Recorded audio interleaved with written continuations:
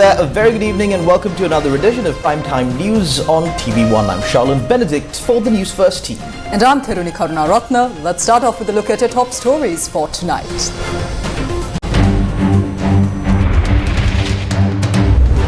In the presence of Gotabaya, Ranil explains how to build the economy. අවුරුදු දෙකකින් ආර්ථිකයට පණ දුන්නා. අපි දැන් එතනින් ඉදිරියට යන්නේ. මෙතන තියෙන අවුලක් පහු කළා අපි ඒ වෙනුවට අලුත් ආර්ථිකයක් හදන්න ක්‍රියා කරගෙන යනවා.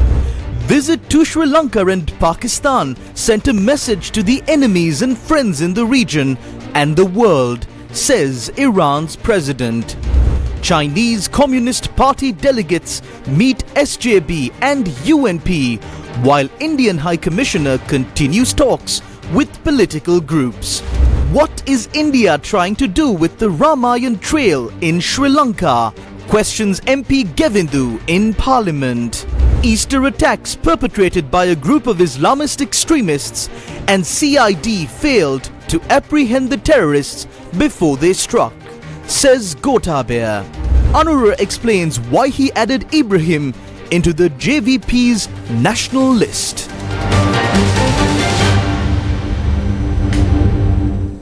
Starting off with a look at your top story for tonight, Sri Lankan President Ranil Wickremesinghe, former President Chandrika Bandaranaike Kumaratunga and former President Gotabaya Rajapakse attended an event in Colombo. This event was the grand opening of the super luxury hotel ITC Ratnadipa. ITC Ratnadipa is the first international hotel of ITC hotels, debuting in the capital city of Colombo. ITC's newest addition, ITC Ratnadipa, is a 352-room luxury hotel with an investment of $400 million.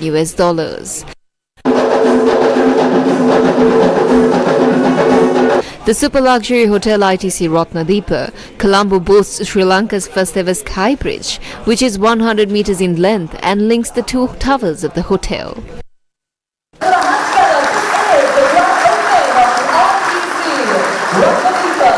අවුරුදු දෙකකට ඉස්සෙල්ලා මෙතන තිබුණේ විශාල උද්ඝෝෂ. මෙතන තිබුණේ අරගලය. මෙතුමාගේ කාර්යාලය අත්පත් කරගෙන තිබුණා. වටේ වට කළා තිබුණා. 2 years ago, this area was occupied by protesters and an Aragalaya. The president's office was occupied and surrounded. Today the scenes have changed and we see a massive hotel, the main hotel of ITC, the ITC Ratnadipa, standing here. Stability was brought about in 2 years. The economy was revived in 2 years. We have sorted the issues and are proceeding to build a new economy. We cannot have an import-based economy. We need to start exporting, and that is why this tourism hotel was placed here. Furthermore, we can convert Colombo into a tourism city. In addition, we can develop our IT sector to create an IT-based tech economy. We need to adopt agriculture modernization. We need an economy to develop our ports and airports. That is why I accepted the challenge with Prime Minister Modi to bring about a better future for our people and to eradicate poverty. ඒ නිසා තමයි විශේෂයෙන්ම මෝඩි අගමැතිතුමා සමග මම ඒ අභියෝගය අරගෙන මේ රටේ ජනතාවට හොඳ අනාගතයක් දෙන්න. දුප්පත්කම නැති කළ ඉදිරියට යන්න අපි ඇති කරන්න ඕනේ. The macroeconomic indicators today are a testament to the strong foundation that is being built today. And I think this strong foundation holds immense promise for the future. India and Sri Lanka, of course, have very rich and long-standing relations, cultural, religious, linguistics, and of course, growing economic relationships in trade and commerce. And it is very natural for us to specifically focus on markets in proximal areas, encouraged also by our Prime Minister's vision of neighborhood first, where Sri Lanka has a very special position. India has been the leading economic partner of Sri Lanka. We are the largest trade partner of Sri Lanka, the largest source of FDI in recent years. And since we are here at the opening of a hotel in Colombo, I must add that India is also the largest contributor to tourist traffic into Sri Lanka. I am sure that hotels such as ITC Ratnadipa will help Sri Lanka attract more tourists and in turn more hotel and tourism-related investments in this country. The potential for this is clearly far greater than what we see happening today, and we remain determined to support our Sri Lankan friends in promoting tourism and investments into this country. Recent examples of this has been the launch of the UPI-based payment settlement system in Sri Lanka for Indian tourists, commencements of talks on the connectivity corridor, and many others in areas of connectivity and energy. We are not only willing, but even delighted that we can support Sri Lanka in its endeavor to build a more stable, secure, and prosperous country. Iran's President Dr. Ibrahim Raisi has said that the visit to Sri Lanka and Pakistan sent a message to the world. Iran's President Dr. Sayyid Ibrahim Raisi has said that the visit to Pakistan and Sri Lanka, quote, at this point sent a message to the region and the world that the Islamic Republic of Iran is a powerful country that can both speak from a position of authority and honor with enemies and continue and strengthen relations with friends, end quote. According to a statement from the President's office, Dr. Raisi had pointed out that the trip to Pakistan and Sri Lanka had been planned in advance. Dr. Raisi noted the first topic of trip to Sri Lanka, which has good relations with Iran, was the opening of a large and multi-purpose hydroelectric project in the country, which was carried out by the Iranian company Farab with completely up-to-date and high-level technology and complex and significant scientific work. He said that the inauguration of the dam was good news for the people of Sri Lanka, and it was decided to pursue the export of technical and engineering services from Iran to Sri Lanka. The President said the second topic of the trip to Sri Lanka is the development of trade and economic cooperation with this country, that good decisions were made about them. Dr. Raisi expressed hope that relations with Asian countries, especially Pakistan and Sri Lanka, would develop further in the field of bilateral, regional and international, commercial, scientific and technological cooperation with these neighbors and independent countries. Sun Haiyan, the Vice Minister of the International Department of the Chinese Communist Party, who is in Sri Lanka, met with opposition leader Sajith Premadasa last afternoon. Chinese Communist representatives discussed economic and political issues with Sajith Premadasa in a meeting at the opposition leader's office. The opposition leader had requested the CCP delegates to support in building 1 million entrepreneurs in the country in order to revive the country's ailing economy. The opposition leader emphasized the significance of this year, considering that it is an election year and the Samagi Jana Balawegaya are ready to build the populist government that the people are expecting. Sun Haiyan, Vice Minister of the International Department of the Chinese Communist Party, also met with senior presidential advisors Ruwan Wijewardena and Sagla Ratnayaka. Ruwan Wijewardena said that the two sides discussed the current situation in Sri Lanka as well as overcoming the economic crisis. The President's office said that the Chinese representative praised the program being carried out by President Ranil Wickremesinghe and the government in overcoming the current situation and economic crisis in Sri Lanka. Meanwhile, Sun Haiyan, Vice Minister of the International Department of the Chinese Communist Party, also held discussions with the National People's Power and the Sri Lanka Podujana Peramuna. The primary focus of the International Department under the Central Committee of the Chinese Communist Party is to coordinate and work with foreign political parties. The High Commissioner of India to Sri Lanka, Santosh Jha, met with several political factions in the country in the past few days. The High Commissioner met MP Professor G.L. Piris and Secretary to the Opposition Leaders President's Council, Thisat Vijay Gunawardena. They discussed various aspects of multidimensional Indo-Sri Lanka partnership and also touched upon political developments in Sri Lanka. High Commissioner Santosh Jha had also met MPs Rishad Baduddin and MSS Amir Ali. They had engaged in diverse discussions encompassing politics, bilateral relations and other areas of mutual interest. The High Commissioner also interacted with the Sri Lanka Freedom Party delegation. The meeting was attended by Lasanthalige Wanna, Duminda Disanayake, Faiza Mustafa and Suren Raghavan. Underscoring the long-standing friendships between India and Sri Lanka, both sides stressed the importance of moving along a shared path of prosperity. Parliamentarian Govindu Kumaratunga raised concerns over the Ramayan Trails project. Swami Govind Devgiri Maharaj, the treasurer of the Sri Ram Janmabhoomi Tirthakshestra Trust, launched the Ramayan Trail, the sacred mission project in Colombo earlier this week. The Sri Ramayan Trails aims to transform 9 key sites across Sri Lanka into world-class monuments. On the 21st, a delegation led by Swami Govind Devgiri Maharaj, the chief priest of the Grand Sri Rama Puja Mandir in Ayodhya, India, launched a project at the Taj Samudra Hotel in Colombo to link 9 sites between Manna and Nuwara that are mentioned in the Ramayana. This project is to facilitate the Indian pilgrims. It is depicted unearthing Hindu spiritual and cultural legacies. They claim that hundreds of thousands of Indians will visit Sri Lanka so that the country can alleviate itself from poverty. At the same time, we are being told about a bridge that will connect Manna and Rameswaram. What is it for? It is to invade Sri Lanka. If the Hanuman is commencing this journey, it ends with the destruction of Sri Lanka, where the country was handed over to Vibhishana, a Rama loyalist. That is what the Ramayana trails opens the country to. Were the Easter attacks carried out to push Sri Lanka into an economic abyss? Is this similar to Hanuman's mission? Were we pushed to bankruptcy via the Easter attacks? Did the Indian intelligence perform the same task of Hanuman when it came to the Easter Sunday attacks?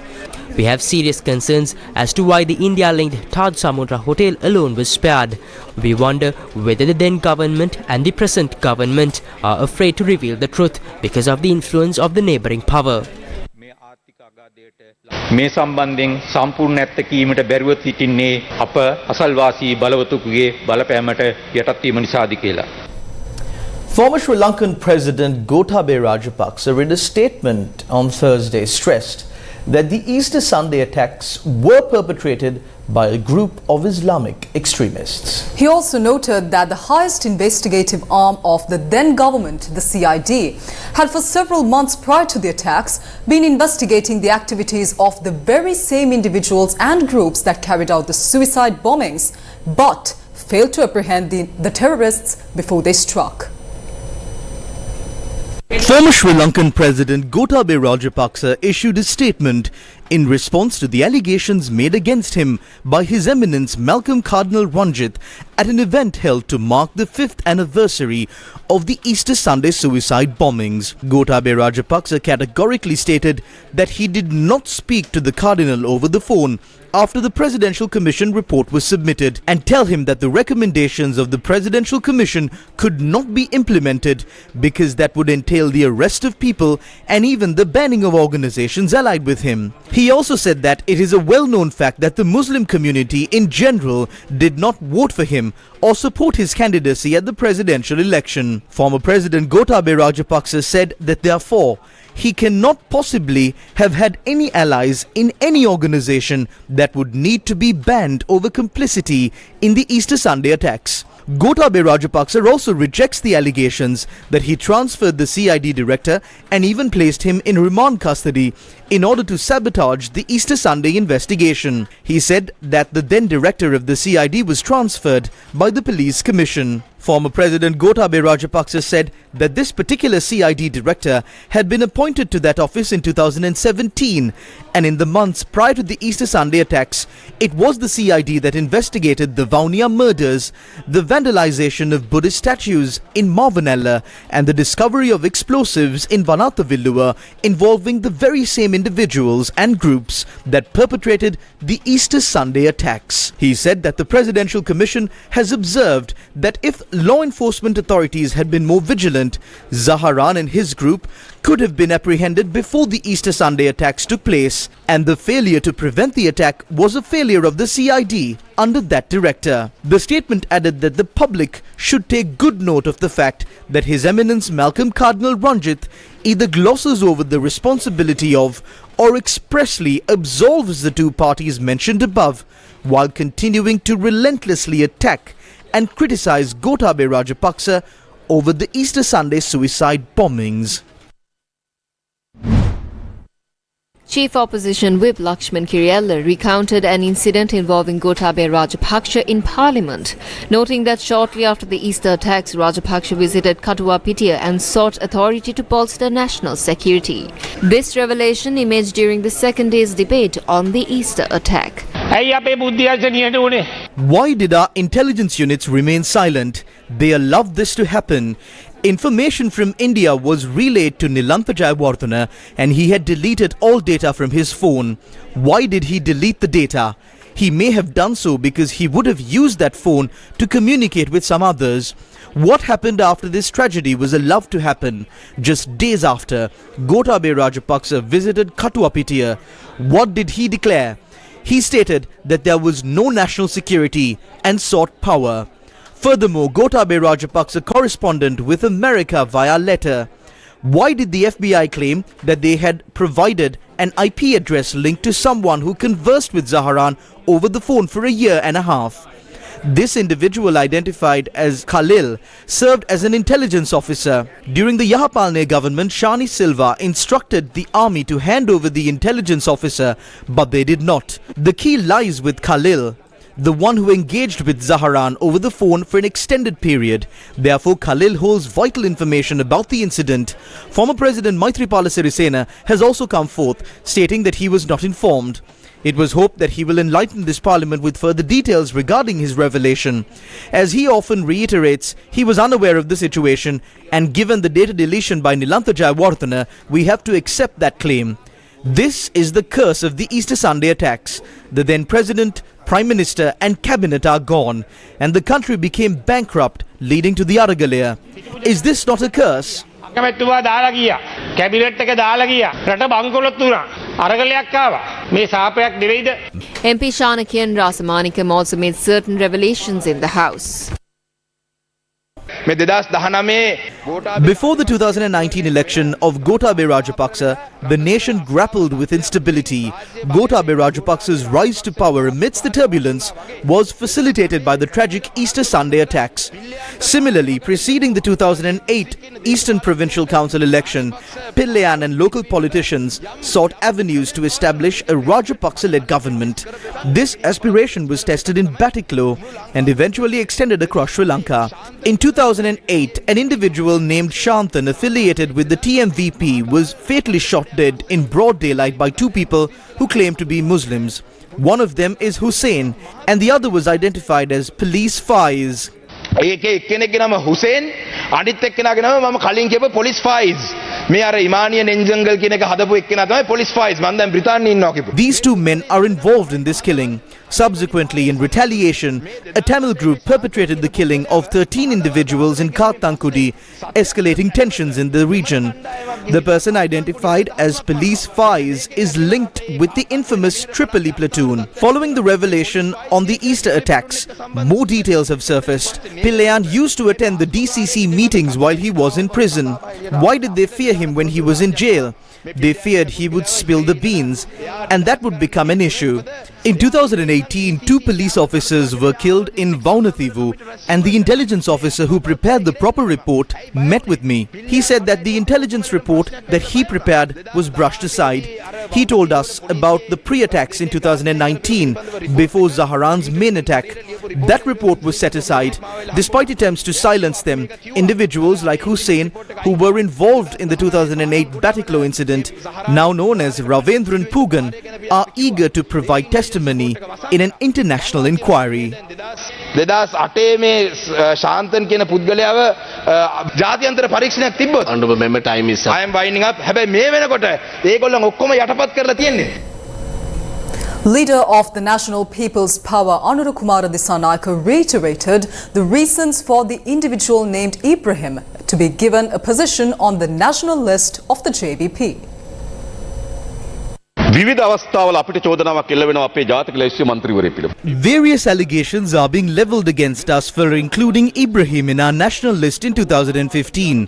We did not select him without giving it any thought. Mahinda Rajapakse rewarded this person Ibrahim with the title Deshakirti. Mahinda Rajapakse himself hands over this title to Ibrahim. Not only that, GL Pires also presented him an award in 2014 for being the best exporter. He was presented the award for being the best entrepreneur by Piyasena Gamage. I have a picture of Sujiva Senasinghe in 2017 as the Deputy Minister of Investment, I believe, awarding Ibrahim a prize for being the best exporter. That is Ibrahim. He was part of our national list. His children were involved in this attack. He was arrested. After his arrest, he was detained and questioned by the CID for 9 months. He was placed in remand custody for 2 more years. In May 2022, he was released on bail. I would like to know if any charges have been filed against him, and if so, what are the charges charges that have been filed against him. It's been 5 years. If he has any connection to this, he must be punished. What is wrong would be to use political influence and protect him. Therefore, I would like to say that there is no point in just chanting the name of Ibrahim at a time when the government has not performed their duties properly.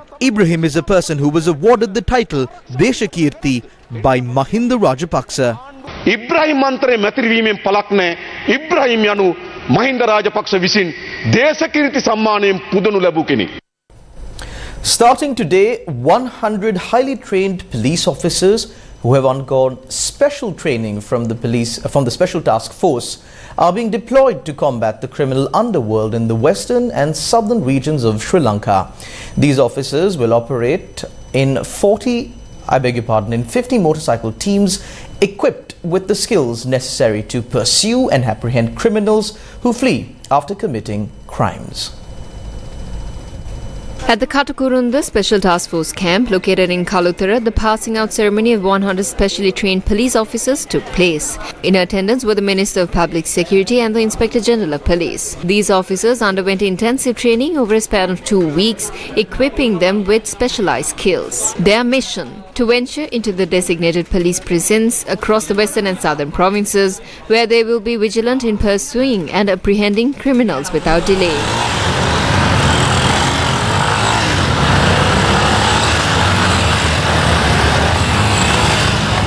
මම අද මේ මෝටර්සයිකල් කණ්ඩායමට එක්වන සියලු දෙනාගෙන්ම ඉල්ලා සිටිනවා. I urge all members joining Motorcycle Squadron today to fearlessly go after their target.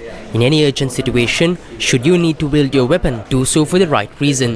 We stand united in upholding what is right and taking action against wrongdoing. If necessary, we will assemble additional teams to reinforce our efforts. Every officer is aware of our collective goal, and my sole focus is to achieve it. Your dedication to this cause, starting today, is paramount. There should be no hesitation. It is not a sin to eradicate drug traffickers, those involved in the underworld, and the murderers. පාතාලයට සම්බන්ධ වෙලා මිනී මරණ පුද්ගලයන් මේ රටින් තුරන් කිරීම පවක් නෙමෙයි. The Inspector General of Police also spoke at the event. පොලිසියේ නිලධාරීන් නැත්නම් පොලිසියේ ජංගම සංචාර ක්‍රියාත්මක වේගයට වඩා වැඩි වේගකින්. In the past, we have witnessed how organized criminals utilize motorcycles to swiftly execute their nefarious acts, eluding law enforcement's conventional mobile patrols. Consequently, effective immediately specialized motorcycle teams rigorously trained for such scenarios are being deployed to areas plagued by such criminal activities.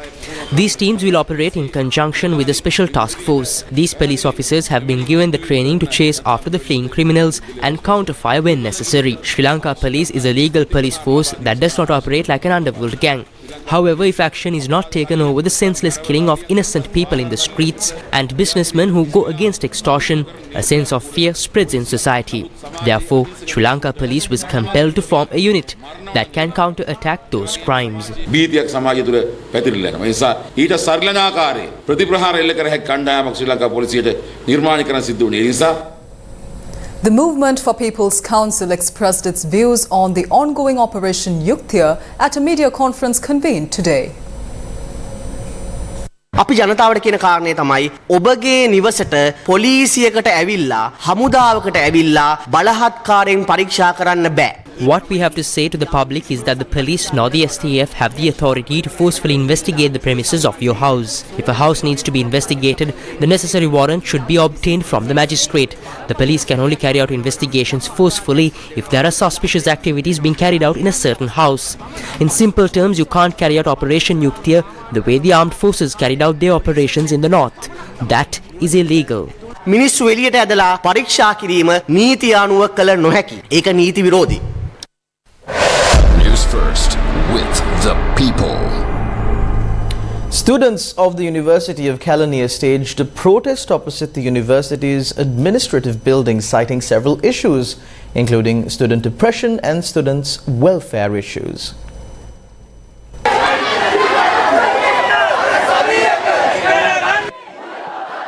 The students protested, demanding an end to student oppression, the extension of thesis deadlines and other academic issues.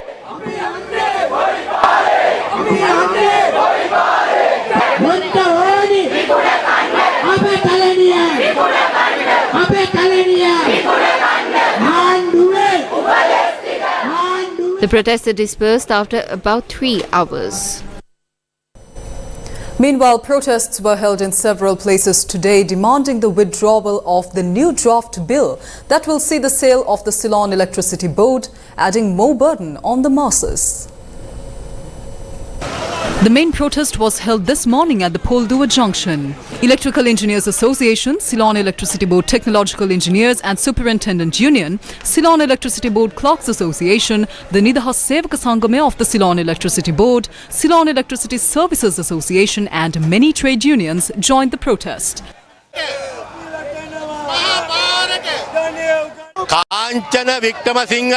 We say one thing to Kanchana Wickramasinghe and Ranil Rajapakse, that even though this bill has been passed in the parliament, we will defeat it outside. How can it be done? We know that Karu Jayasuriya brought the bill number 28 of 2002. President Chandrika Bandaranayake and the Prime Minister Ranil Wickramasinghe passed it by a majority of 8 votes in the parliament that day, but we did not allow it to operate outside. Fortunately for the people of this country, there is a need for a president to be appointed in this country before the 28th of October this year. Similar protests were held in front of the Central Market in Kegol and in Gaul today.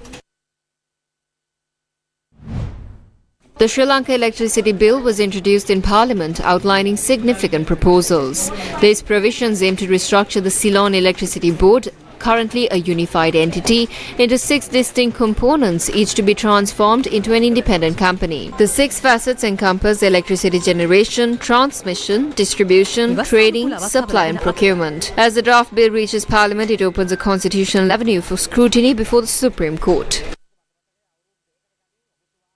ඔබතුමාට මතකද මමත් ආවා. ඊට පස්සේ අපිත් එක්ක කිසිම සාකච්ඡාවක් තියලා නැහැ. පාර්ලිමේන්තු මන්ත්‍රීවරුත් එක්ක. ඒකයි මම කියන්නේ. දැන් ඔබතුමාලට අවස්ථාව තියෙනවා අභියෝගයට ලක් කරන්න අවශ්‍ය නම් සති දෙකක් තියෙනවා ශ්‍රේෂ්ඨාධිකරණේ. ඒක ලක් කරන්න. ඊට පස්සේ අපිට උපදේශක කාර්යක සභාවේ සාකච්ඡා කරන්න පුළුවන් කාර්යක සභාව අවස්ථාවේදී ගන්න සංශෝධන පිළිබඳව. මේකම උසාවිය යන්න අපි එහෙනම් අපි පාර්ලිමේන්තු වෙන්න ඕනේ. අපි ඉර උසාවිය යනවා. අපි සාකච්ඡා වලට එන්න කිව්වම සාකච්ඡා වලට එන්නේ නැතුව දැන් මේ පනත ඉදිරිපත් කරන වෙලාව ඇවිල්ලා සාකච්ඡා කරේ නැහැ කියන එක අසාධාරණයි. මට මතකයි අවුරුදු දෙකමාරකට කලින් අපිට එන්නේ කිව්වා මම ඒකට ගියා පඩිවෙන් දැස්සීමට. ඊට පස්සේ මම එදා නිල්ලාරිගේ හොම මොකද්ද කරන්න කියලා. ඉස්සරහට එයාට අවබෝධයක් තිබ්බේ නැහැ. මොකද මෙව්වා ආරක්ෂා කරනවා කියලානේ මේගොල්ලෝ බලයට ආවේ. මම කියන්නේ මෙව්ව කරන්න ජඩබරමක් නැහැ. ඔබතුමා කිව්ව එක හරි. අධිකරණයට යන සති දෙකක් තියෙනවා. ඒ ඔක්කොම හරි. ඊට පෙර අපිට අවස්ථාව දෙන්න පාර්ලිමේන්තු මන්ත්‍රීවරුන්ට මේ පිළිබඳව මේ නිශ්චිත වනත් කෙටුම්පත පිළිබඳව සාකච්ඡාවක් ඇති කිරීම සඳහා. ඉදිරි සති දෙක ඇතුළතම දෙන්න පුළුවන් වෙලාවක් කිසි ගැටලුවක් නැහැ. මේ ආයතනයේ මෙහෙම කැලිය වලට කඩන්න ඔබතුමාලා ජනවරවත් තියනවාද? ජනවරවත් තියනවාද? මම මතක් කරනවා ගරු නියෝජ්‍ය කතානායකතුමනි ඔය කතා කරන කිරියල් ඇමතුමාම 2002 මේ ආකාරයට මේක කරන්න සම්මත කරන්න අත ඉස්සුවා. ගරු නියෝජ්‍ය කතානායකතුමනි ජනවරම පිළිබඳ ප්‍රශ්නය මතු කරන්න ගියොත් මීට පෙර ආපු ගොඩාක් පනත් කෙටුම්පත් සම්බන්ධයෙන් ජනවරමේ විකෘති භාවයක් වෙලා තියෙනවා. සහ මේ විදුලි බල මණ්ඩලයේ කොටස් ගණනාවකට බෙදලා ඒක කොහොමද පෞද්ගලික අංශයේ කළමනාකරණය කරන්න ගියාම ඇති වෙන ව්‍යාකූලතාවය. එතුමා පිළිගත්ත ජනවරම විකෘති වෙලා කියලා. එතුමා පිළිගත්ත ඒක කරන්න පුළුවන්ද? මම දන්නේ එතුමාට විකෘති වෙච්ච දේවල් හුඟක් තියෙනවා. අපි පහුගිය අවුරුදු එකහමාර තුල මේ රටට අවශ්‍ය අනපනත් මේ පාර්ලිමේන්තුවට ගෙනත් තියෙනවා. මේ පනතත් මේ රටට අවශ්‍ය එකක්. මේ විධිවිධාන අවශ්‍යයි. මේ වැඩපිළිවෙල ක්‍රියාත්මක කරන්න අවශ්‍යයි. Former President Maithripala Sirisena has sent a letter of demand to Mahinda Amaraveera. Former President Maithripala Sirisena has directed a letter of demand to Minister Mahinda Amaraveera seeking compensation of 1,000 million rupees. This claim arises from an alleged insult he endured due to a statement disseminated through the media. The letter of demand states that the statement in question is purported to have directly and indirectly disparaged Maithripala Sirisena, a prominent figure who commands respect and admiration from many citizens, while serving as a member of Parliament, having been elected by the people of Polonnaruwa after having served as president. Meanwhile, 2 factions of the SLFP held events at 2 different locations, namely the faction of Nimal Siripala de Silva and the faction of Maithripala Sirisena. A meeting at the Foundation Institute in Colombo saw the attendance of Mahinda Amaraveera, Nimal Siripala de Silva, Duminda Disanayake and President's Counsel Faiza Mustafa, and was said to be a meeting of the party's Politburo. They had decided to appoint Duminda Disanayake as the acting SLFP General Secretary. Meanwhile, another meeting was held at the neighbouring building of the SLFP headquarters headquarters in Dali Road, joined by Dayasiri Jayasekara and Thilanga Sumatipala under the United People's Freedom Alliance banner. Dayasiri Jayasekara claimed that there was an effort to reunite the two factions of the SLFP. Japan provided $3 million through the FAO to strengthen inland fisheries and improve rural livelihoods in Sri Lanka. The bilateral relations between Japan and Sri Lanka go a long way back, and we are here today to witness yet another significant event where these bilateral relations are getting further strengthened. Japanese government is providing a grant through the Food and Agriculture Organization of the United Nations to further strengthen the inland fisheries and improve rural livelihoods in partnership with the Ministry of Fisheries, Sri Lanka. The Japanese government has provided a grant of $3 million through the Food and Agriculture Organization of the United Nations, also known as FAO, to strengthen inland fisheries and improve rural livelihoods in partnership with the Ministry of Fisheries. The $3 million initiative will bolster food and nutritional security and fortify resilience by establishing 4 community-operated mini-hatcheries in Patikalo, Mullative, Anuradhapura and Monaragala districts, upgrade 4 nectar aquaculture development centres and 1 community-operated mini-fish breeding centre to increase breeding and rearing capacity, enhance fingerling stocks in selected reservoirs, develop brood stock for breeding units and promote cage culture for seed rearing among fisher communities. Ambassador of Japan to Sri Lanka, Mizukoshi Hideaki, stressed on how Japan and Sri Lanka, both island nations, share a deep-rooted appreciation for the importance of fisheries in our economies and cultures. Japan and Sri Lanka, both island nations, share deep-rooted appreciation for the importance of fisheries in our economies and cultures. Recognizing this shared significance, Japan has been steadfast in its commitment to supporting Sri Lanka's fisheries development, particularly in the maritime domain since 2023. It is imperative to underscore that this project transcends mere economic development. It embodies our steadfast commitment to fostering sustainable and inclusive growth. With the initiation of this new project alongside our continued efforts, Japan is committed to strengthening Sri Lanka's fisheries sector, thereby improving food security and livelihoods. Minister of Fisheries Douglas Devananda emphasized the importance of this project in mitigating the recent financial challenges that the fisheries industry is facing and in revitalizing the sector. Our dedicated agency, NAGDA, has implemented important measures to foster island fisheries. The government has also invested significantly through recent national budget to stock local reservoir. However, there are still critical gaps that require resources beyond what local funding can provide. Therefore, this joint initiative by the government of Japan with the US $3 million contribution and the FAO is of immense importance. UN Resident Coordinator for Sri Lanka, Marc-Andre Franche, also commented on UN's commitment in empowering fishing communities and reinforcing crucial sectors like inland fisheries. As the government and the parliament minister is now discussing a new Fisheries Act, it's critical that the act is consulted widely, notably with representatives of fishing communities, including inland, so that the act is not only an engine for economic growth, but also a driver for human development and poverty reduction, by placing small-scale fishing communities at the center of the act. The project aims to directly support approximately 3,000 inland fishers, 40 farmers engaged in mini-hatchery operations, and 20 farmers specializing in fish feed preparation. The third phase of the LOLC DIVSA program began today. This initiative is also endorsed by the Ministry of Education. Under the third phase of the LOLC DIVSA program, the distribution of exercise books and essential school supplies to children attending government schools with fewer than 150 students will take place. These materials are being provided free of charge, ensuring that young learners have the necessary tools for their educational journey. This morning, the inauguration took place at the Battanamulla Shri Indrajyothi Vidyalaya, presided over by the Education Minister Susil Premajayantha. Notably, prominent figures from the LOLC Group, Kapila Jayawardena, Group Managing Director of LOLC Holdings PLC, and Kitsiri Gunawardena, the Chief Operating Officer, were present. Udara Dikkumbura, the Additional Secretary for School Affairs, Ministry of Education, and Roshan Vatavala, Newsfirst Sales Director, were also present. In Phase 1, schools with less than 50 students were selected, followed by Phase 2 for schools with less than 100 students. Phase 3 is for schools with less than 150 students. Even if the school is in the city, the program is determined based on the number of students. I see this is a great effort by the LOLC Group, led by Nana Ekkar and the group's directors and all its staff. From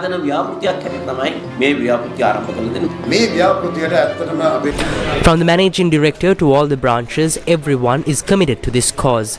The main reason for this is that we need to provide something to these children. That is why the senior management and all of us have decided to take this forward as a national endeavour, as we are an institution formed in this country. The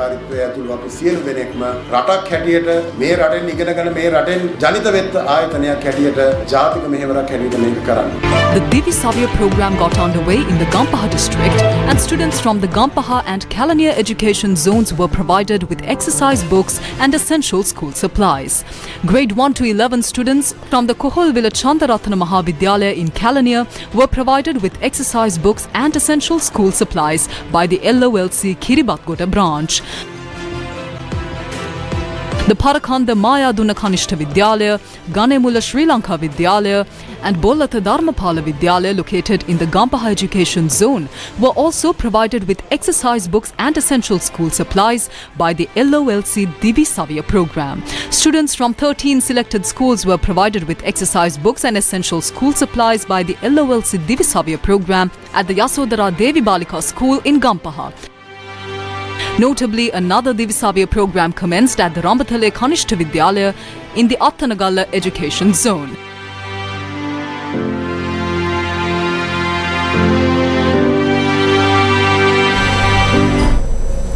Let's now have a look at the Newsfirst Finance Report.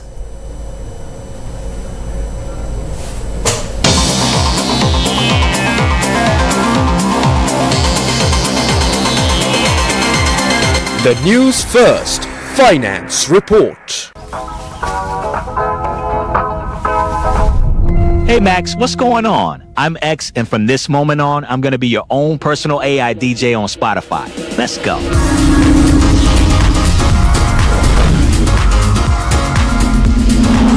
Since its launch in 2006, the Swedish company, which has been growing its user base for years, offering subscribers access to ad-free music, podcasts and audiobooks, recorded a rise in profits of 27.6% in the quarter, up from 25.2% a year earlier. The company's quarterly revenue rose 20% to 3.6 billion euros, beating estimates of 3.61 billion euros.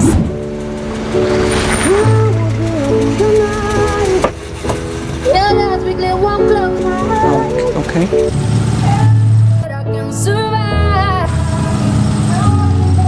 Spotify currently has 615 million users, a shade down on its own forecast of 618 million for the quarter. It aims to have 631 million midway through the year. However, the number of premium subscribers rose by 14% in the first quarter to 239 million, in line with estimates. Podcasts created by Michelle and Barack Obama, as well as the Duke and Duchess of Sussex, have all featured on the platform. Yeah, I'm snapping, I'm over.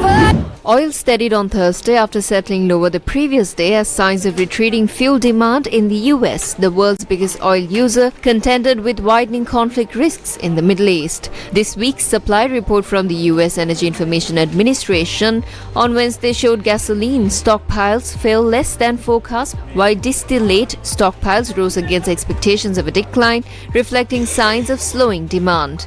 Brent crude futures fell 4 cents or 0.1% to $87.98 a barrel by 1005 GMT, while US West Texas Intermediate crude futures were down 7 cents or 0.1% at $82.74.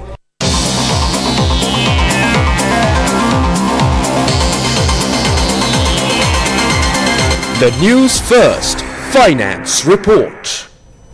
Up next is Action TV.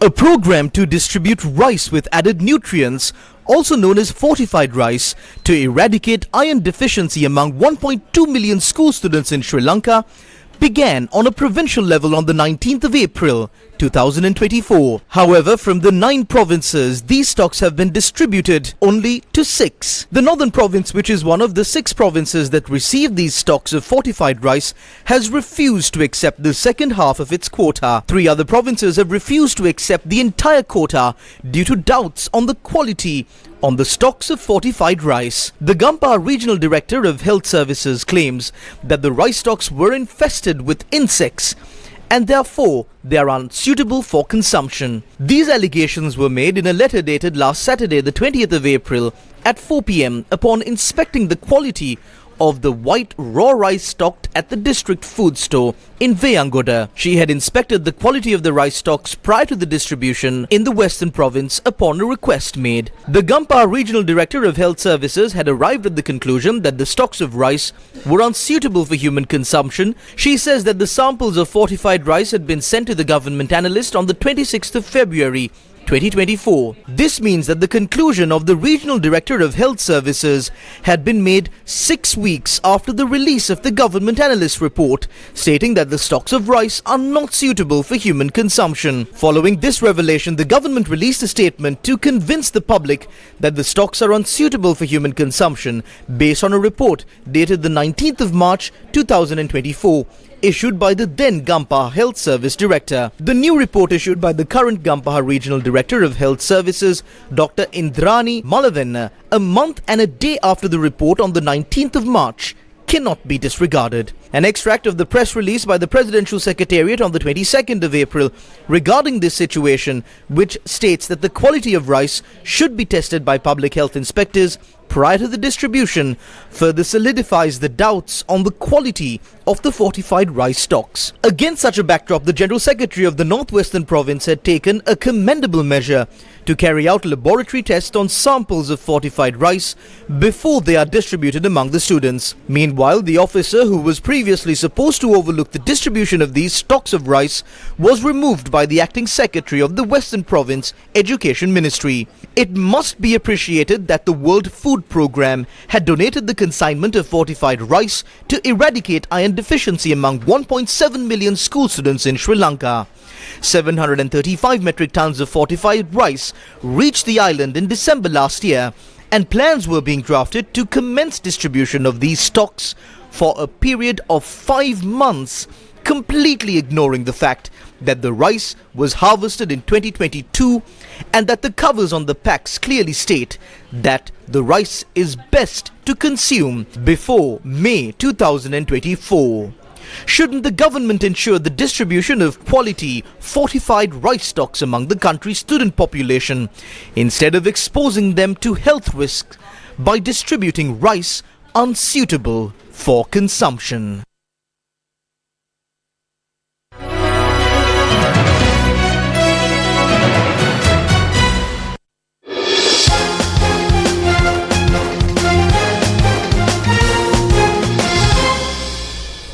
Sri Lanka women secured a 67-run win over Thailand women in the ICC Women's T20 World Cup qualifier in Abu Dhabi. Batting first, Sri Lankan women posted 122 runs for the loss of 5 wickets in their 20 overs. Hasini Pereira and Nilakshika Silva top scored with 29 runs each. Captain Chamari Athapaththu chipped in with 16.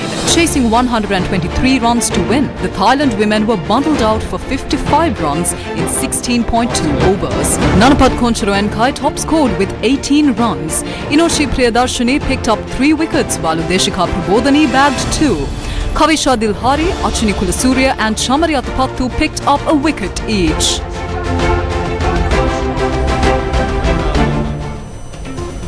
And that's a wrap of Primetime News on TV1 for tonight. Thank you for watching. Good night.